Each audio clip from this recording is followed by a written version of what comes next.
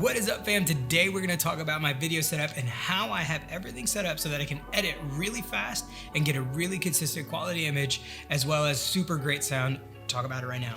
All right, y'all, so we're back in here. So let's first talk about what we've got going on here. I'm actually gonna start doing more of these talking head YouTube video kind of things here.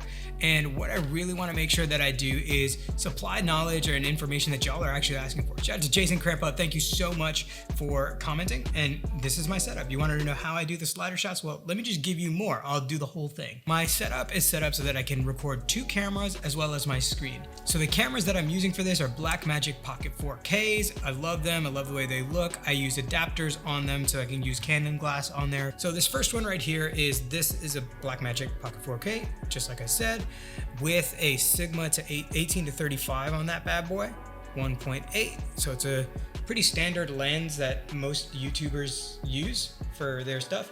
And then I got a Viltrox speed booster in the back on there so I can adapt it. Now, as far as getting the slider shot, this is actually what I've got going on. Okay, so the slider is a GVM 32-inch slider.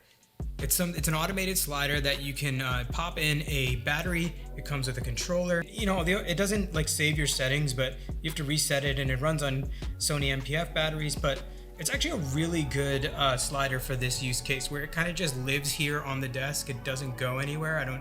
I rarely take it out to do anything with it, so it stays in good shape, and it just kind of gives me this really nice sliding shot. Now you can see it right here, and I just kind of set it, forget it, keep it sliding, and it gives me a really dynamic shot. So camera 2 is a tight shot. So this is the camera 2, this is the tight shot, same body, same adapter, different lens though. If we take a look at it, the lens, you can't really see it from here, but the lens is a Sigma 24 to 70, and I have it running about like 50 right now, so that's at a 50 millimeter focal length right now.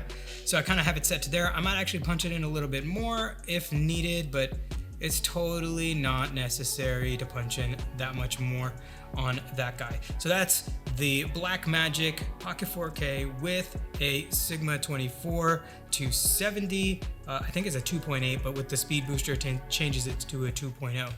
Okay, so in order to do all this stuff and have this all connected so that I don't have to spend too much time in the edit, because trust me, I'm an editor by my day job is editing and post-production operations management, but I don't want to spend too much time editing. If I could do anything to change my workflow where I can produce more content faster, I'm gonna do that. So what I did was I set all 3 of these cameras up. Now, as you can see, all 2 of these cameras rather, as you can see, the cameras have continuous power in them.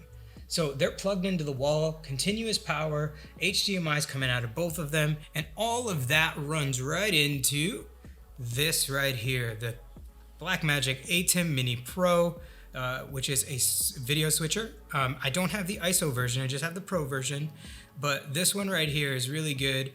It's a solid switcher, so everything goes into here. So if I hit camera 2, it goes to camera 2 and it records that. And if I hit camera 1, it goes back to camera 1, and I put my computer on camera 4, and now you can see my computer you're seeing my computer screen. So let's go back to camera 1, and we're right here now.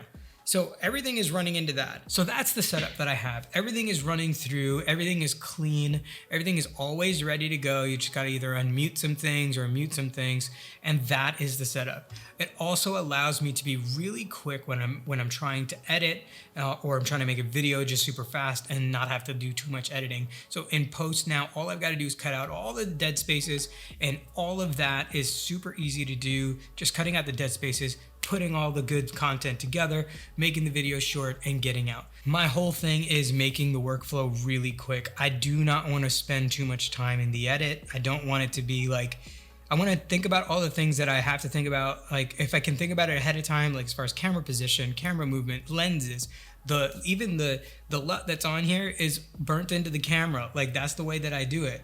So I don't have to worry about color grading, audio, setup, process, clean already. Maybe I'll do a little bit of adjustment in post, but everything is set up so that I can hit record and just go, and then there's very minimal post-production time, because then I can get the video out quicker.